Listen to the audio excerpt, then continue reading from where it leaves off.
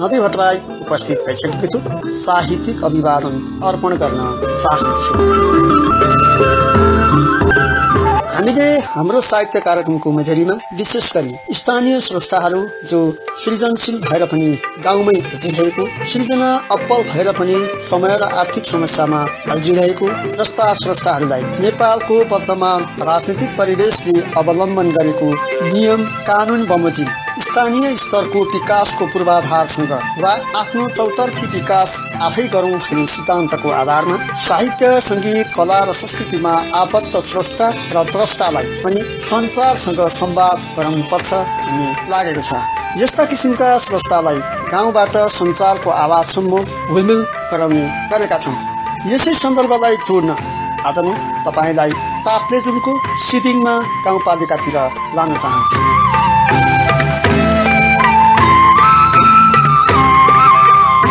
माता पिता द्वय स्वर्गीय सरस्वता कटुवाल र धनमान कटुवालको कोखबाट विक्रम सम्वत 2012 सालमा सिदिङमा गाउँपालिका 6 मा जन्मिएर नेपाली र इतिहास विषयमा BA BEd सम्मको शिक्षा प्राप्त गरी मेहेले गाविसमा लामो समयसम्म मावि तृतीय श्रेणीको शिक्षकको प्रअ जस्तो गहन पदमा रही अनवरत सेवा गर्ने क्रममा नीलगिरी मावि मेहेलेबाट सेवानिवृत्त पेशाले शिक्षक र सृजनाले मूलत निबन्धकार एवं कवि इन्द्र प्रसाद कटुवाल हुनुहुन्छ।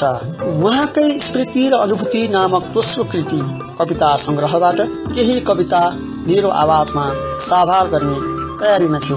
विशेष गरी कोमल प्रसाद पोखरेल, देवी प्रसाद सुङ्ग्रौला र मुरज भट्टराई नदीको समीक्षात्मक भूमिका रहेको उक्त संग्रहमा स्रष्टा सम्मान र पूर्वीय दर्शनको चेतना अब्बल देखिन्छ।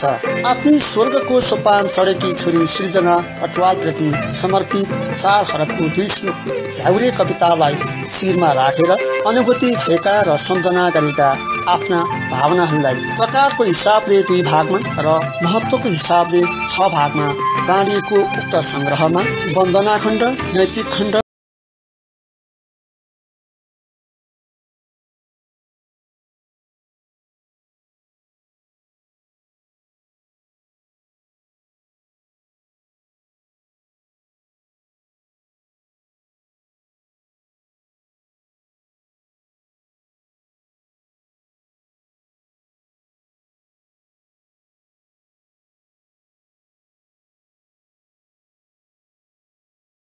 कविताबाट म सुरु गर्न चाहन्छु र झ्याउरे लयमा लेखिएको दोस्रो कविता यस्तो छ। सृजनासँगै विनाश रच्ने दैवको विधान, आँसुमा आँसु पोखेर चुड्यो उसैले जीवन, खटन हाम्रो भएन छोरी अगाडि लगायो, हामीलाई पनि शोकको बाढी उर्लेर पकायो। अनित्य संसार बुझेर मैले गुनासो पोखेर मनमा चल्ने तरङ्गलाई शब्दमा टिपेर रचेर एउटा तयार पारे कविता संग्रह, यसैलाई मैले समर्पण गरे तिमीलाई सम्झेर, तिमीलाई सम्झेर बरिलैलै, तिमीलाई सम्झेर, तिमीलाई सम्झेर बरिलैलै, तिमीलाई सम्झेर।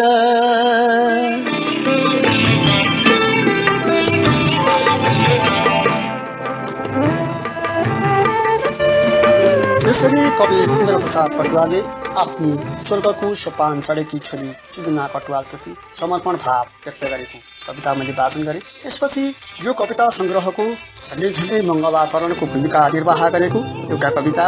यो कविता संग्रहमा न त मङ्गलाचरणको अवस्था आउँदैन, यद्यपि मङ्गलाचरणकै जस्तो भूमिका निर्वाह गरेको कविता स्तुति शीर्षकमा रहेको छ र अनुष्टुप छन्दमा लेखिएको कविताको फरक लयमा केही श्लोकहरू यस्ता छन्। विशेष गरी उपमा र अतिशयोक्ति अलङ्कारहरू प्रयोग गरिएको कविता अत्यन्तै रोचक र मार्मिक पनि छ। केही श्लोक यस्तो छ अनुष्टुप छन्दको फरक लयमा। कविता हौ तिमी शक्ति, शब्दमा नै छ स्थिति, सृजना गुण हौ तिमी, प्रकृति पञ्च हुन्निधि, शब्द हुन् देहका अङ्ग, शरीर वाक्य रूपमा, भाव भो प्राण संचार, ध्वनि आत्मा स्वरूपमा, शब्द वाक्यादि संयोग, अलङ्कार शृङ्गार हुन्, छन्द भो स्वर माधुर्य, सुन्नमा छ मिठा सजो, छातीको स्तन झैं शोभा, कविताको स्वरूप भो, रस मिलन का बेला, पाइने अनुभव हो, विभाव अनुभवैको भई संयोग रसोत्पत्ति, गायत्री मन्त्र छैठानी, कविता गर्दछु स्तुति, वायु आकाश तेजाप, पृथ्वी पञ्च तत्त्वमा, प्रादुर्भाव हुनुहुन्छ मान्छेका व्यवहारमा, कविता हौ तिमी देवी, सृष्टि स्थिति विनाशिनी, वाणी तत्त्व तिमी नै हौ, सुधा जीवन दायिनी, दुर्गा लक्ष्मी तथा देवी हौ तिमी नै सरस्वती, दुर्गा लक्ष्मी तथा देवी हौ तिमी नै सरस्वती, वेद गर्भा तिमी नै हौ, कला हौ ज्ञान का तिमी, पहली श्रृङ्खला तिम्रो, चेतना मन स्रोत हो, पानीको मूल निस्के छैं, बहन्छौ शब्दमा आफो, गरिमा प्रेम जो जुनले पियाउँछौ र समृत, आभास हुन्छ त्यो बेला, सुमेको अधर अमृत, काव्य कोमलता तिम्रो, त्यो नौनी घिउ कैसरी, माधुर्य रसमा उस्तै छ, मौरीकै महका सरी, काव्यानन्द रसानन्द, ज्ञानानन्द प्रदायिनी, विचित्र कल्पनाशील, कविता गर्द स्तुति, विचित्र कल्पनाशील, कविता गर्दा छु स्तुति।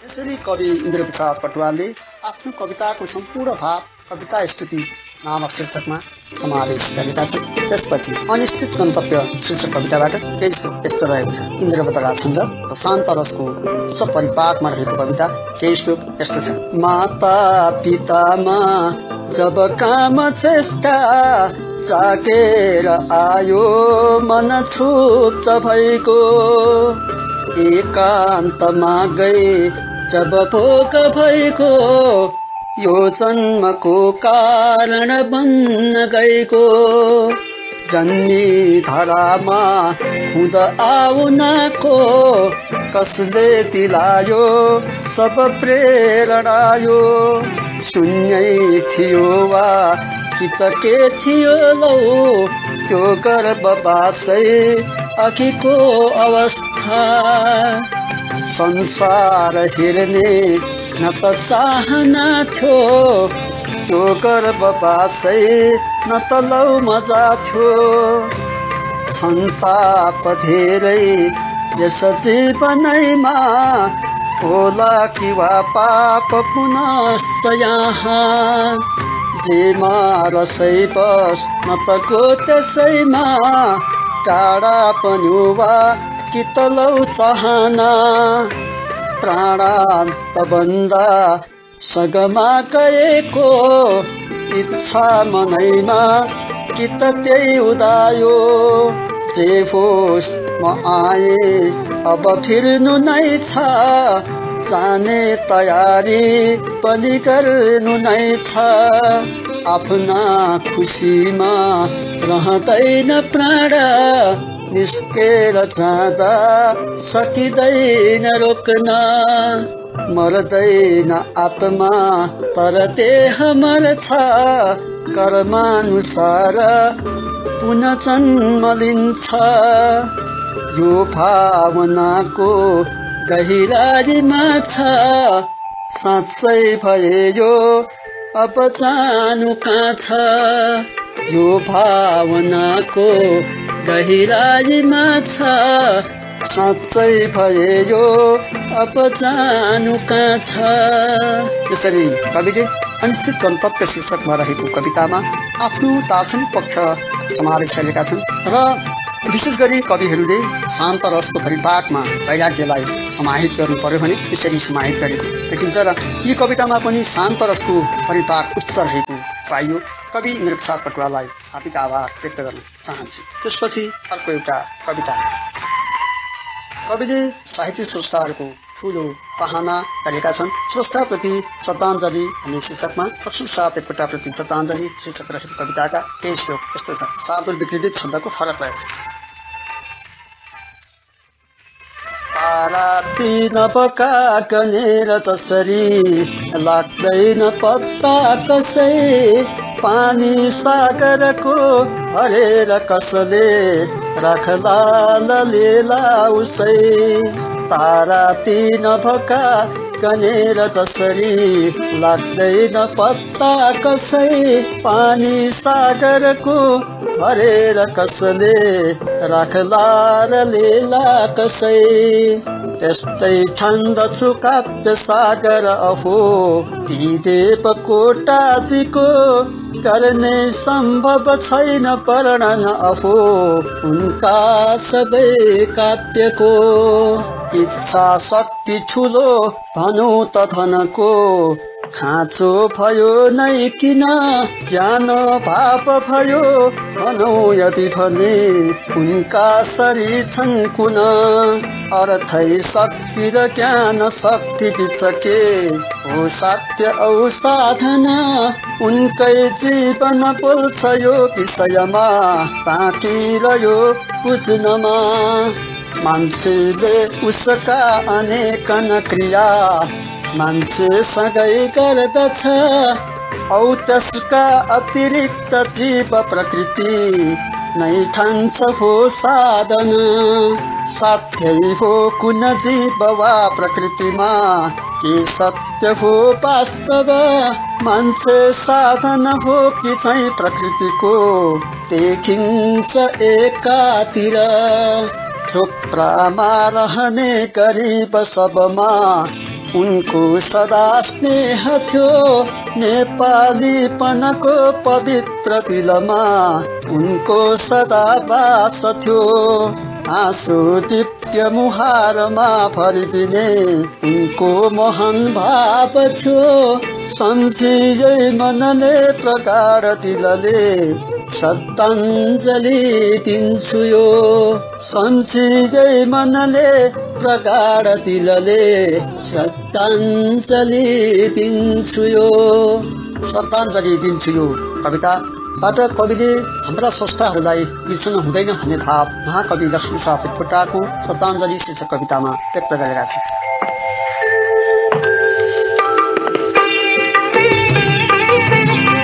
त्यसपछि कविको अर्को कविता भाषा प्रेम। कवि भाषा प्रेम प्रति अत्यन्तै सचेत छन्, सजग छन् र भाषा बिना केही पनि हुँदैन भन्ने भाव भाषा प्रेम कवितामा व्यक्त गरेका छन्। यो पनि सादुर क्रेडिट छन्दमा तर फरक लय पुरातन एउटा लय यसरी अभिव्यक्त भएको छ।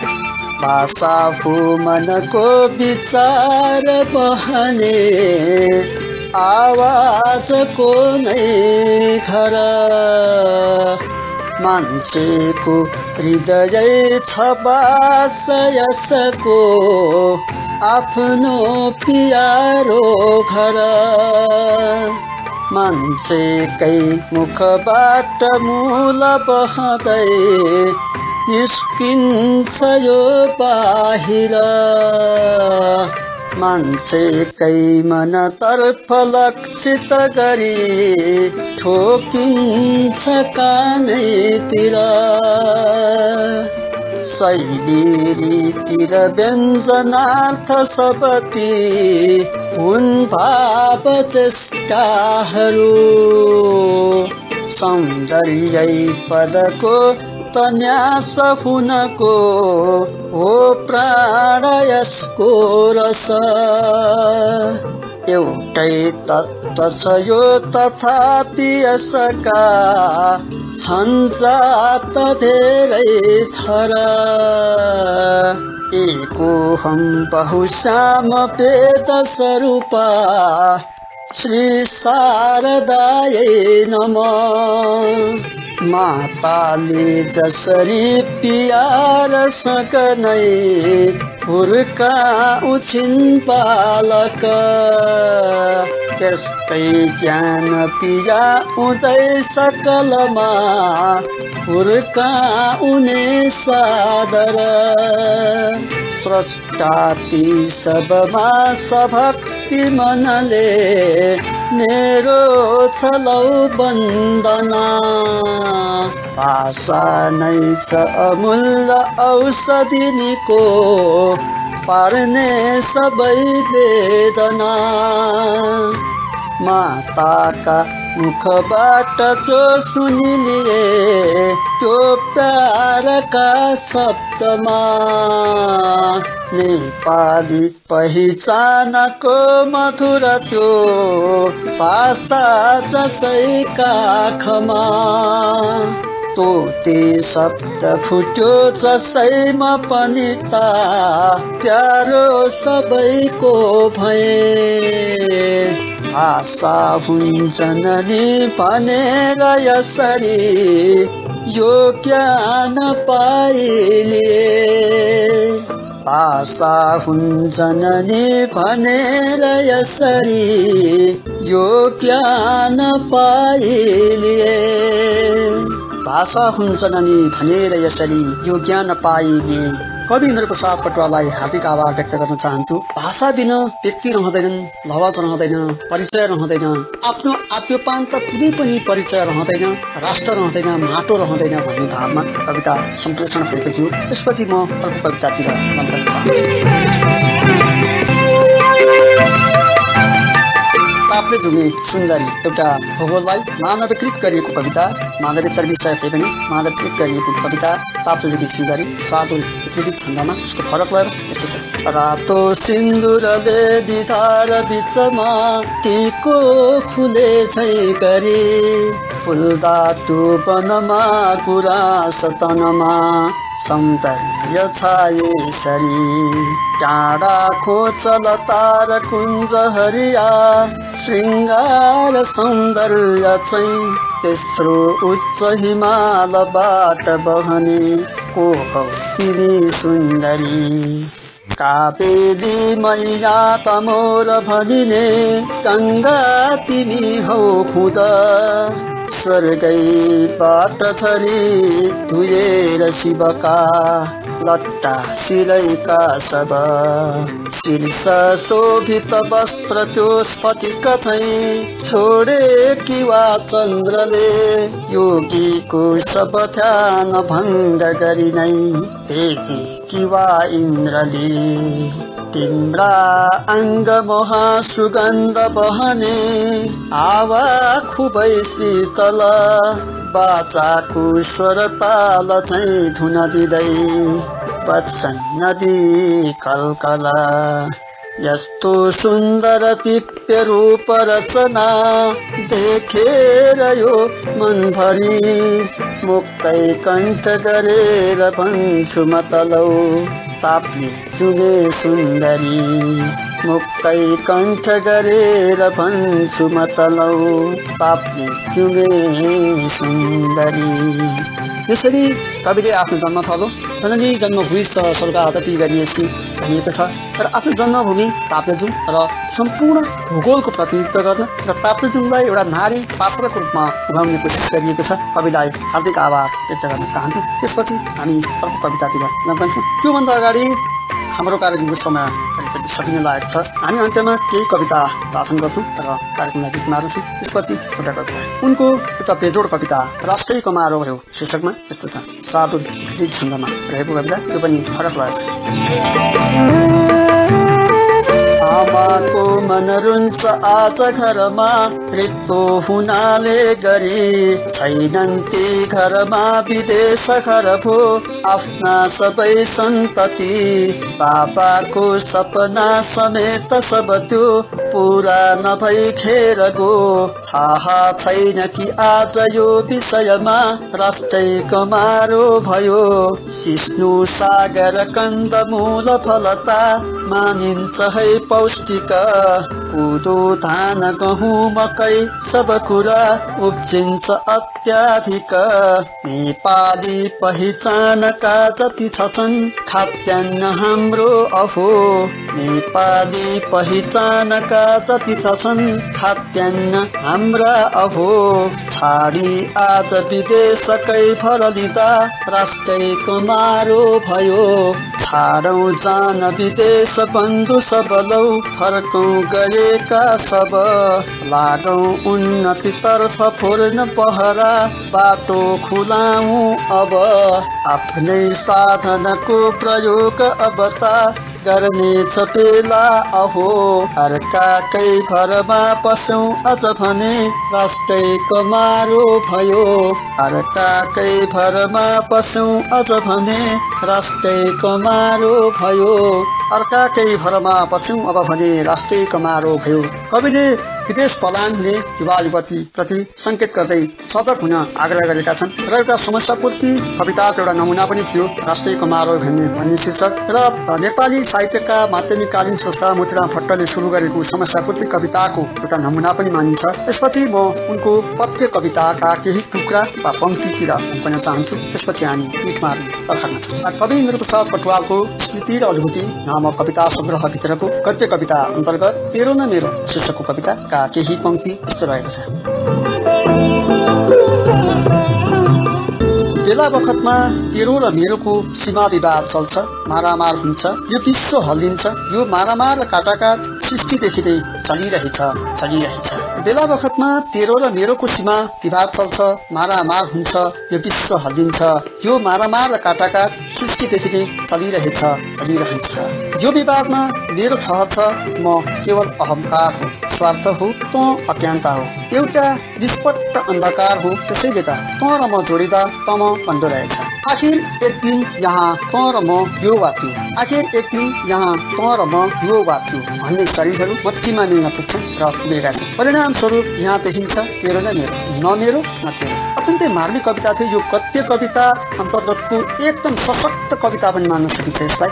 र मान्छेको वैराग्यता, मान्छेको जीवनमा आउने वैराग्यता पनि एउटा अनुभाव हो, एउटा विभाव हो। र वैराग्यतातिर मान्छेको जीवनमा तेरो न मेरो भन्ने भाव एउटा स्वार्थ मात्र हो र अहमता मात्र हो, त्यहाँभन्दा पर केही पनि होइन भन्ने भाव यस कवितामा समेटिएको थियो। त्यसपछि उनको अर्को एउटा सशक्त कविता भूतको सहर शीर्षकबाट केही पंक्ति यस्तो छ।